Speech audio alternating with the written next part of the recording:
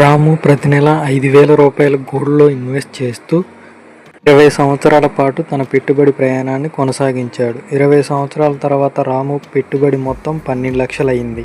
రాకేష్ కూడా ప్రతి నెల 5,000 రూపాయలు మ్యూచువల్ ఫండ్స్లో ఫ్లెక్సీ క్యాప్ ఫండ్లో 20 సంవత్సరాల పాటు పెట్టుబడి కొనసాగించాడు.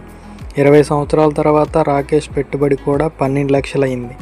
అయితే రాము అండ్ రాకేష్లో ఎవరు ఎక్కువ సంపద సృష్టించారనుకుంటున్నారు?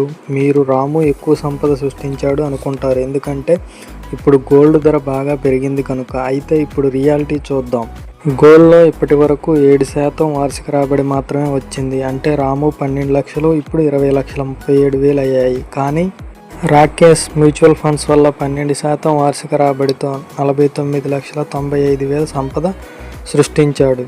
అంటే రాకేష్ ఎక్కువ సంపద సృష్టించినట్టు. దీని ద్వారా మనకేమి తెలుస్తుంది? బంగారం భద్రత కోసం కొనొచ్చు, కానీ దీర్ఘకాలంలో సంపద నిర్మాణానికి సరిపోదు. మ్యూచువల్ ఫండ్స్ అనేవి మార్కెట్ మీద ఆధారపడి ఉన్న చక్కటి లాభాలు ఇస్తూ సంపద నిర్మాణానికి దోహదపడతాయి.